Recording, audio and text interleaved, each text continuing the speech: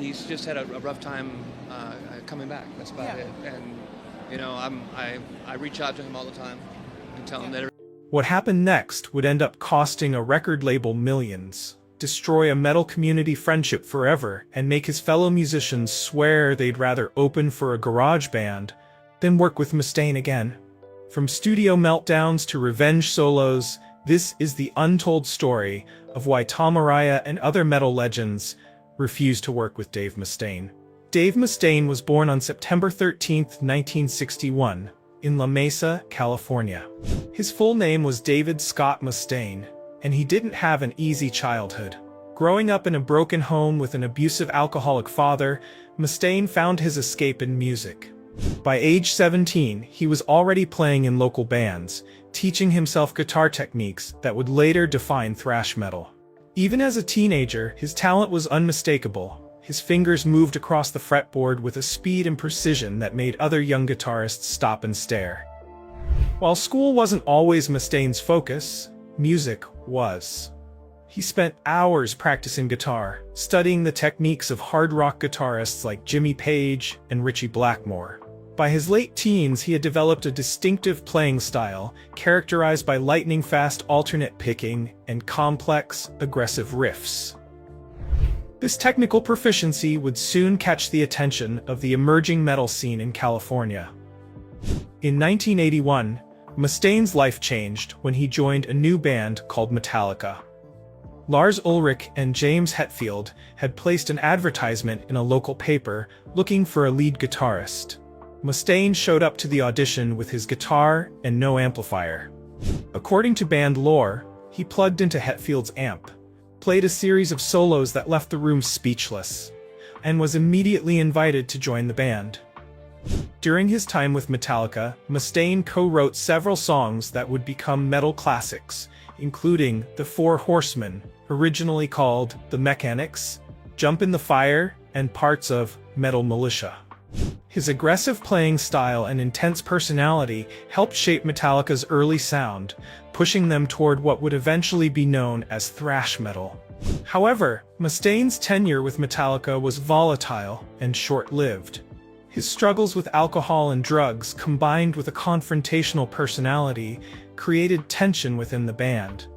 The breaking point came in April 1983, when Metallica was in New York preparing to record their debut album, Kill 'Em All.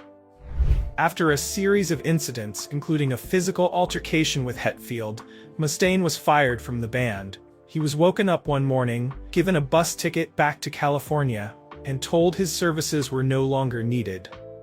This dismissal left Mustaine bitter and determined to create something that would outshine his former bandmates.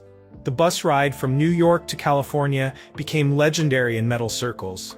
It was during this journey that Mustaine reportedly began formulating plans for a new band that would play music even faster and more technical than Metallica.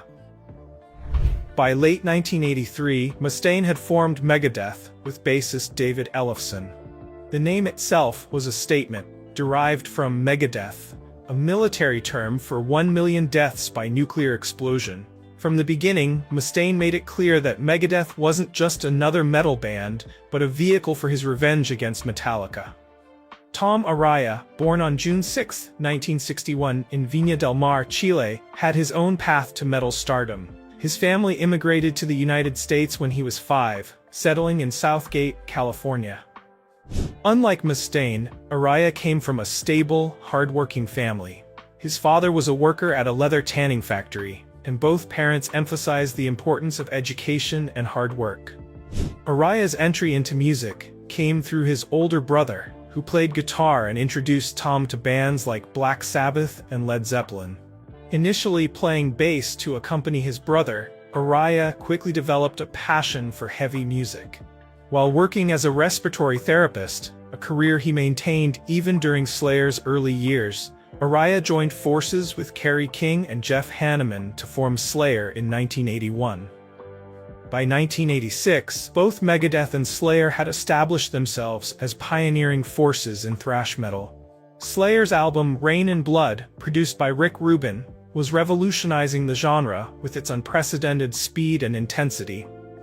Meanwhile, Megadeth had released Peace Sells, But Who's Buying, showcasing Mustaine's technical prowess and songwriting skills. The thrash metal scene, though competitive, was also collaborative. Bands often shared stages, influenced each other's music, and maintained friendships despite professional rivalries. This spirit of camaraderie led to discussions about potential collaborations between various thrash bands, including the idea of a split release or joint tour featuring Slayer and Megadeth. In late 1986, executives from both Combat Records, Megadeth's label, and Def Jam, Slayer's label, arranged a meeting at a Los Angeles recording studio. The proposed collaboration was ambitious, a split EP featuring new tracks from both bands, followed by a co-headlining tour across North America.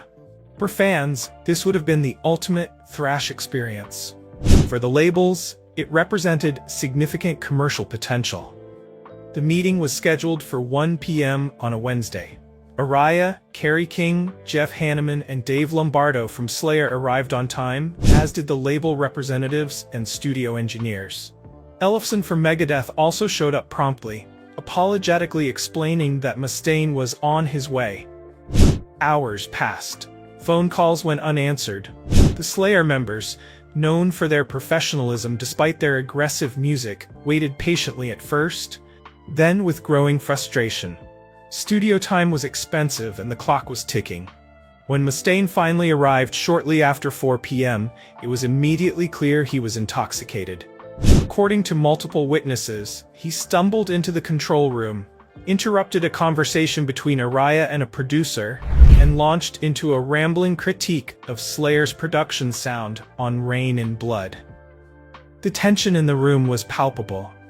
King, already known for his directness, responded with a comment about Megadeth's recent performances. Witnesses recall King saying something to the effect of, "At least we can play our songs live without screwing them up." This seemingly offhand remark touched a nerve with Mustaine. What happened next has become infamous in metal circles. Mustaine spotted Kerry King's custom BC Rich Warlock guitar, a distinctive instrument with a jagged body design that had become part of King's signature look. This wasn't just any guitar.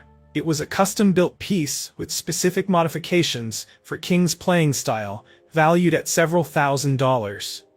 In a moment of rage, Mustaine grabbed the guitar from its stand, shouted something that witnesses later couldn't agree on the exact wording of, and smashed it against a nearby amplifier. The neck cracked, the body splintered, and pieces of the guitar scattered across the studio floor. The room fell silent except for the sound of the broken guitar parts settling on the floor. Then chaos erupted.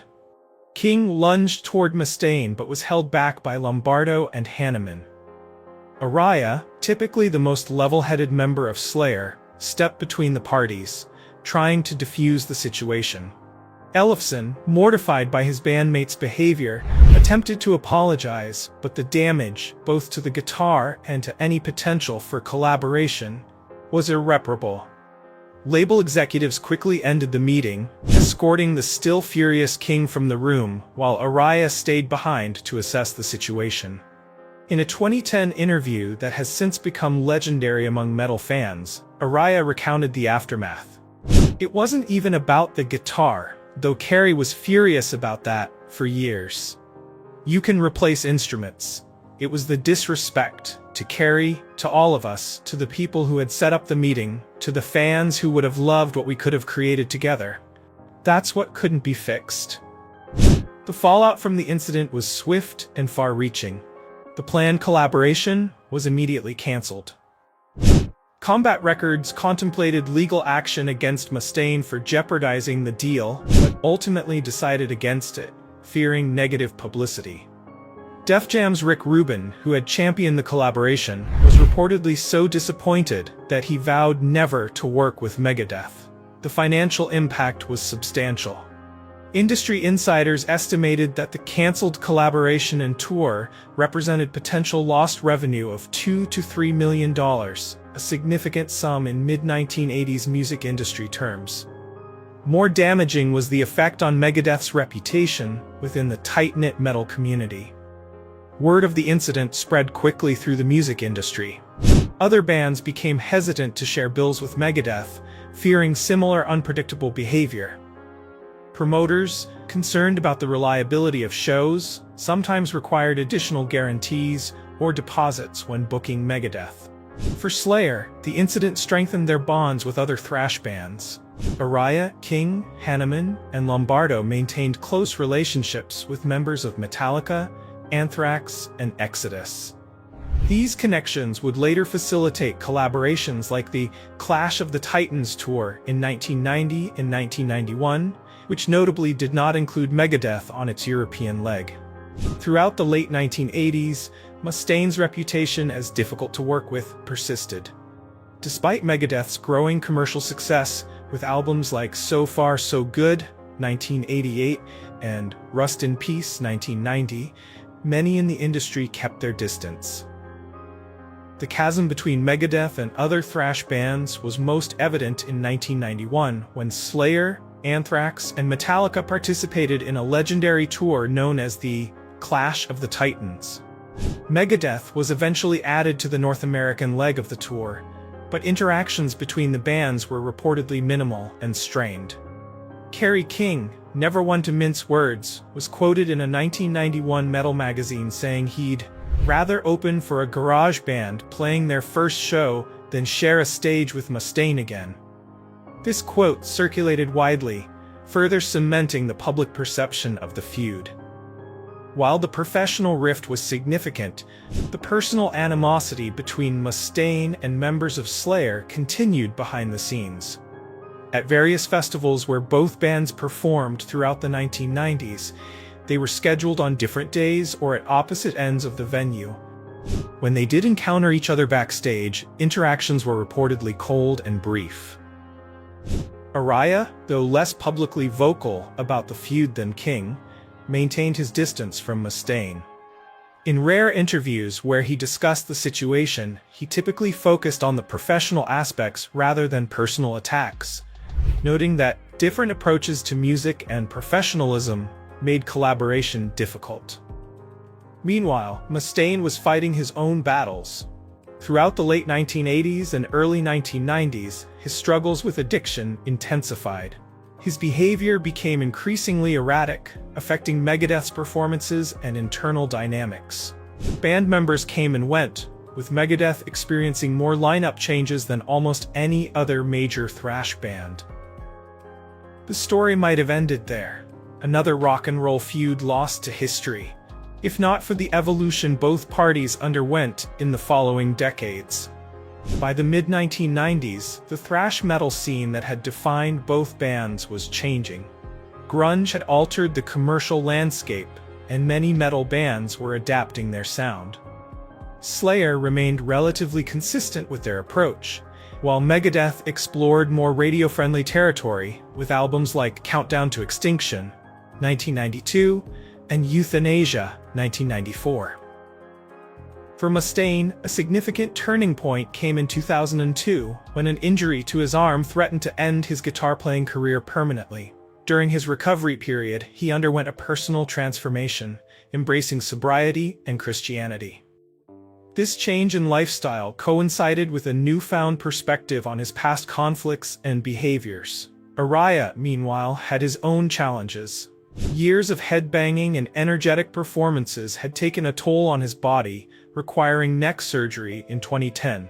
This physical setback prompted reflection on his career and legacy, including past conflicts within the metal community.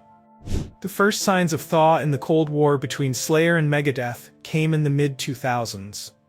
At the 2004 Download Festival in England, members of both bands were seen briefly conversing backstage, the first documented civil interaction in nearly 2 decades.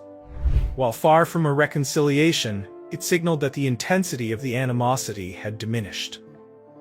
A more significant moment occurred in 2010, when plans were announced for a series of Big Four concerts featuring Metallica, Slayer, Megadeth, and Anthrax. The 4 bands widely credited with creating and popularizing thrash metal. This unprecedented collaboration required all parties to set aside past differences for the sake of metal history. For fans, seeing all four bands on the same bill seemed impossible given the well-known tensions, particularly between Mustaine and his former Metallica bandmates, as well as with Slayer. Yet the shows proceeded, first in Europe and then in the United States, culminating in a legendary performance at Yankee Stadium in New York. Behind the scenes, relations remained professional rather than friendly. Footage from the events shows limited interaction between Mustaine and members of Slayer, with Araya in particular maintaining a polite but distant approach.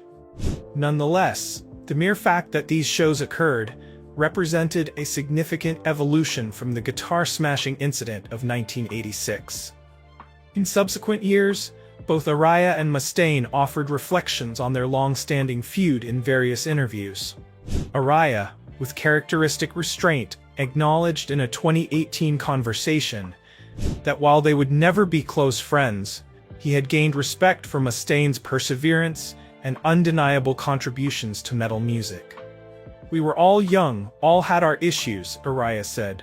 "Dave's just happened to be more public. In the end, we all created something special for the fans. That's what matters." Mustaine, for his part, has acknowledged his past behavior in his 2010 autobiography, Mustaine, a heavy metal memoir, and in numerous interviews, attributing much of it to his struggles with addiction. "I burned a lot of bridges," Mustaine told Rolling Stone in 2016. "Some have been rebuilt, others probably never will be, but I'm at peace with that now." The story of the Slayer-Megadeth feud represents more than just a clash of personalities.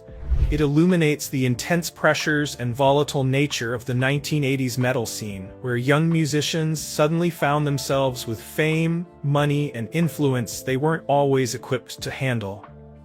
For Araya, the incident and its aftermath reinforced his already strong professional ethics.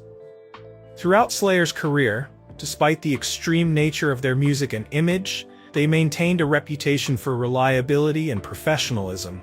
Araya himself continued working as a respiratory therapist even after Slayer achieved success, keeping himself grounded in a way many rock stars failed to do. Mustaine's journey reflects a different aspect of the music industry: the possibility of redemption and evolution.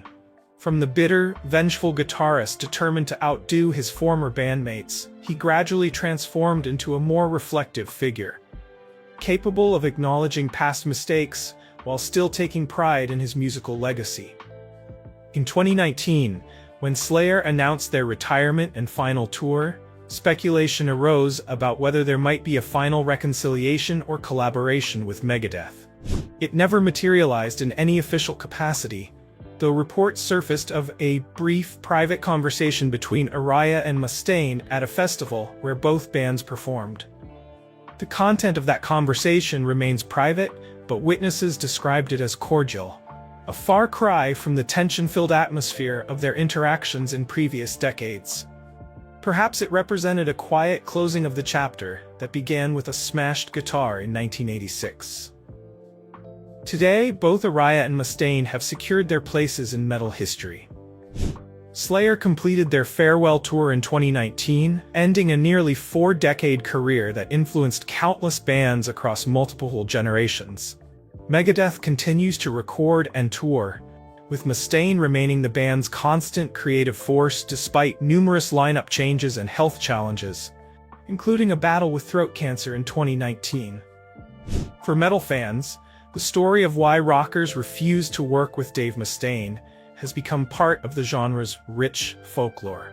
It demonstrates how personal conflicts can shape musical landscapes, how talent and temperament often exist in uneasy balance, and how time can transform even the most bitter rivalries into footnotes in a larger legacy. As both musicians enter their 60s, the perspective of age has replaced the anger of youth. The broken guitar, the cancelled collaboration, and the years of avoided interactions have been absorbed into the broader narrative of thrash metal's tumultuous history. A history that neither Araya nor Mustaine could have imagined when they first picked up their instruments as teenagers.